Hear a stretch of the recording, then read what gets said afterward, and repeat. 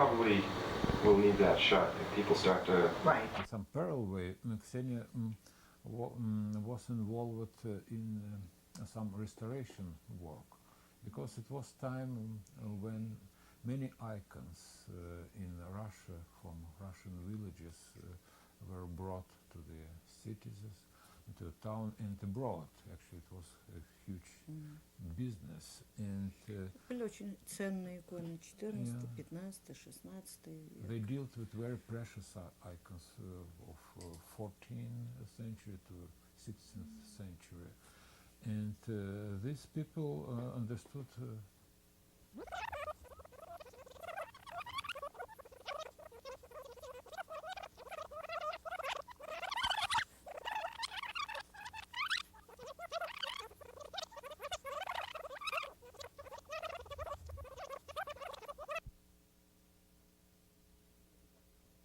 Of the West Newton Cinema.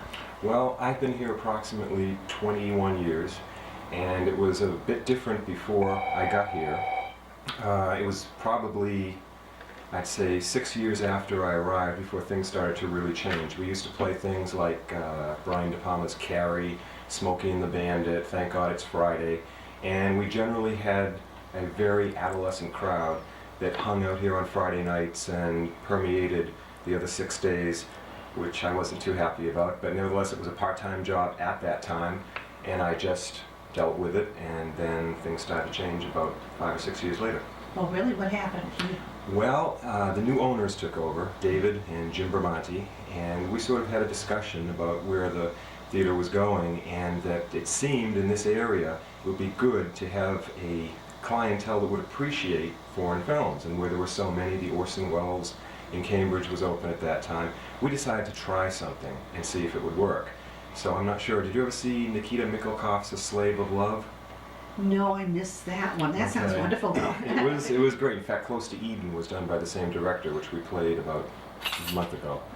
And we thought that's a good, groundbreaking film to start with. It was very popular. It played at the Orson Welles for a long time. So we gave it a shot and booked it for a week, and it took off incredibly well. So then we tried The Tree of Wooden Clogs, which was an Italian film, which it looks like you did see. All right. And that lasted about a month and a half, just selling out in our downstairs theater. So we thought maybe this is somewhere where we want to continue taking this and at least devote one screen to art house type films.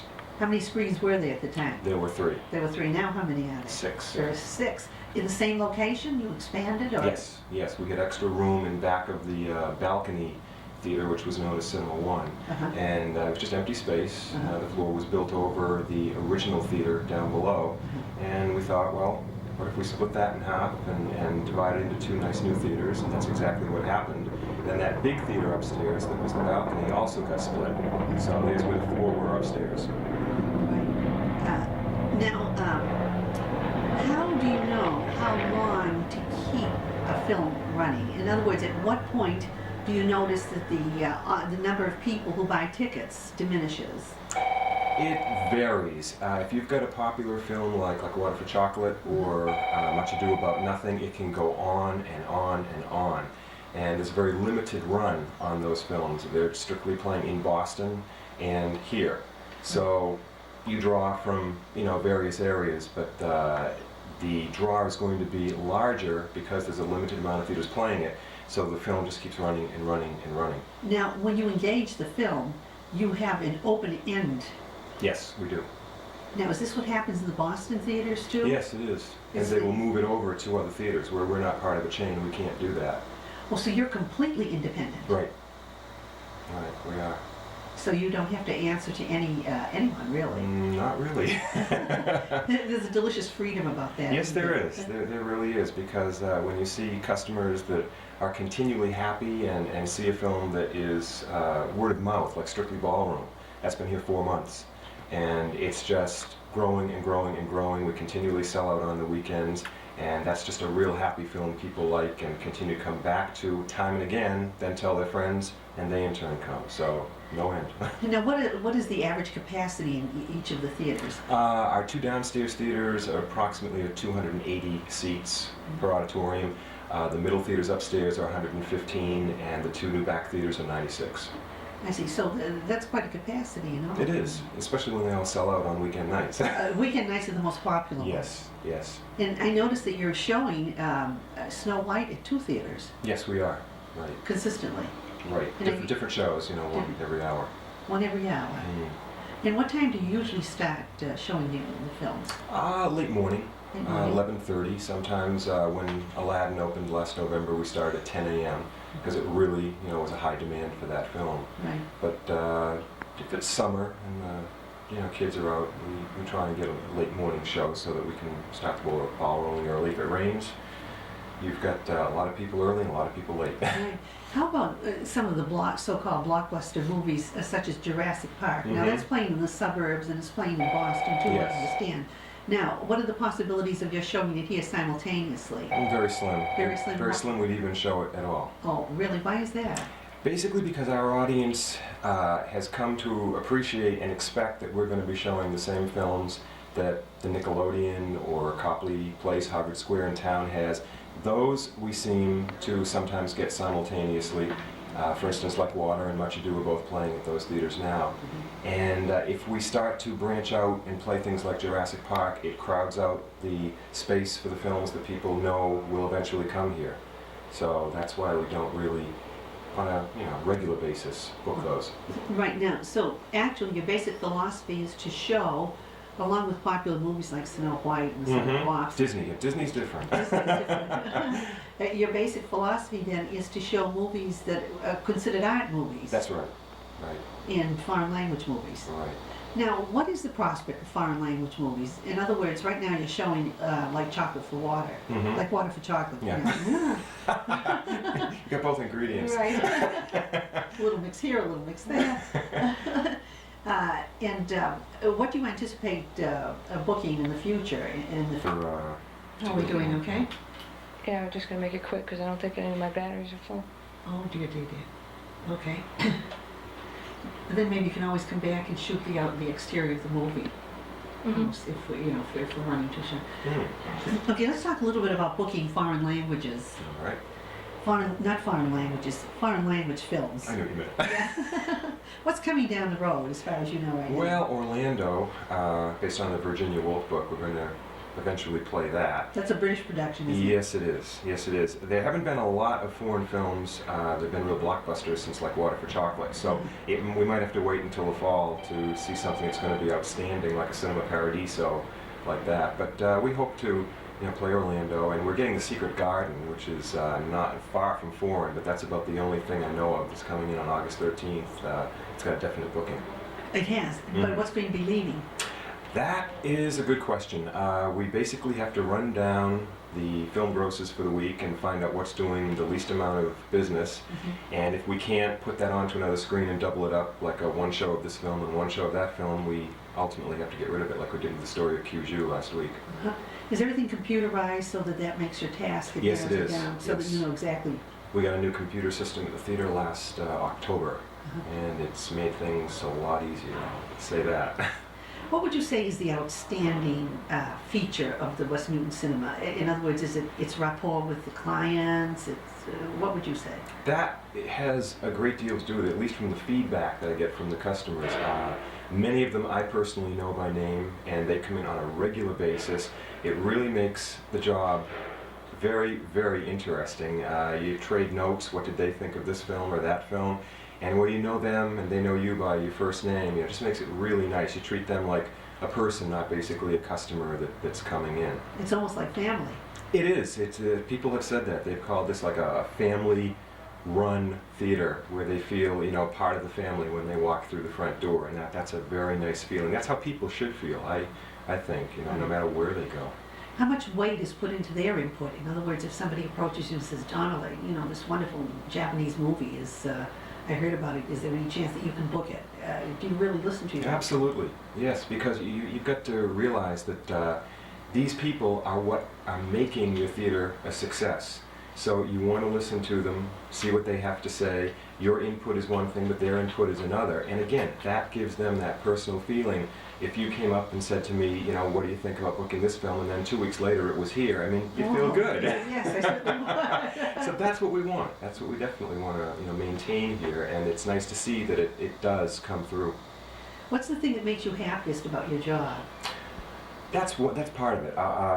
The people. I really enjoy seeing satisfied customers. You know, you're going to get dissatisfied customers no matter where you work, but that's a great joy to see people that are actually doing something and they're happy doing it. You know, they leave on a good note, and I really like that. Do you have private screenings so that you can monitor and preview the films? Some we do, and some we do not. Like the movie that we're playing, The Long Day Closes, we were not able to screen that before we booked it, but judging on all of the 4-star reviews that we had, we went ahead and booked it anyway. Right. Some we do. You rely on the critics sometimes. Yes, we do. Some you are able to see ahead of time. Right. They will offer screenings and say, would you like to view this either on video too? Sometimes they will send us a video, and we'll book it on that basis as well. Now, Donald, do you have a chance to see all the movies that come by you? Just about. Oh, that's good. Just about. I haven't seen The Long Day Closes, but soon. If you're a movie buff, that's one of the greatest Yes. perks, isn't it? Well, and when customers are coming in and asking your opinion, Right, you've got to know something about the movie. right. Now, how strict is your supervision of under 17? Very strict. Good. Very I'm strict. glad to hear that. Yeah, it's very appreciated by the adults, I think, when they come in. We have the signs up that warn them, so we demand a photo ID, proof of 17 years of age, or else the parents got to sit through the whole film with them. Right. Well, I think that's excellent. Let's just talk before we wrap this up. Let's talk about the popcorn that you serve. It's become legendary, hasn't it? Yes, it has. I'm proud of that too. I don't know whether it's the Vermont butter that we use or the popping process, but we've won the Boston Magazine Award and the Globe Award for Best Popcorn, and I'm happy about that. Is there any secret to keeping to preventing the butter from turning rancid, which of course is the danger in Keep it moving very quickly. keep it moving very And it quickly. does. Most people order the butter on the popcorn, so we have no problem with that. And do you have any special bargain rates for people? We do. Usually our first 2 bargain shows, 12 o'clock, 2 o'clock, and a $4 admission. So that's pretty much. And what's the all across regular board. adult? $6.50. $6.50. How about seniors? They're $4 weekdays. We Weekdays. don't honor that on the weekends simply because we are independent and can't, meet all the film gross requirements if we do. So we just exclude Friday and Saturday on that. But yeah, you're looking forward to someday maybe extending that to them also on weekends? It would be nice. Yeah. It would be a nice prospect to entertain. Well, Donald, it's been wonderful talking to you and learning a little bit about the West Newton Theater. We all know, those of us who are movie buffs know that it's a mecca for all the wonderful foreign films and the art films. That's of nice course. to hear. And we thank you so much for taking time out from your busy schedule for being our guest on the Entertainment Review. You're very welcome, Pearl. Anytime. And thank you for joining us this time on the Entertainment Review. And I'm Pearl Oliver. And until next time, enjoy yourselves, go to the movies, and ciao for now.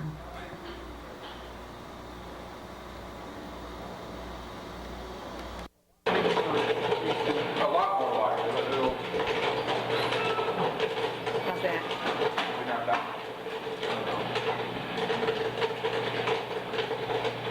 There was popcorn being popped.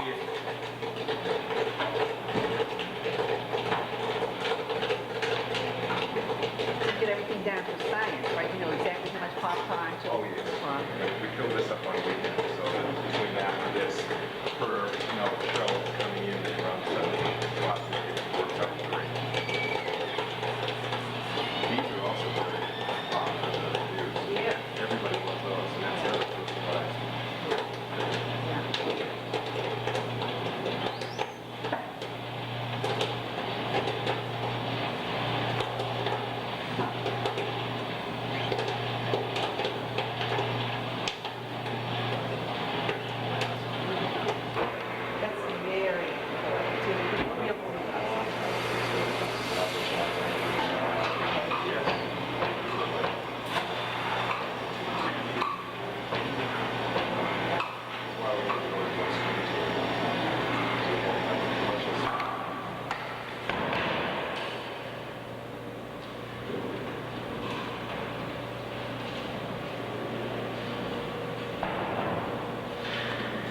We have extra light here too.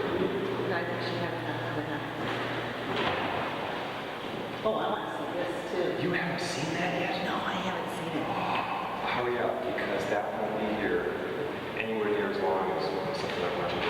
Oh, well, maybe we can come 2 days running or something. Yes, yes.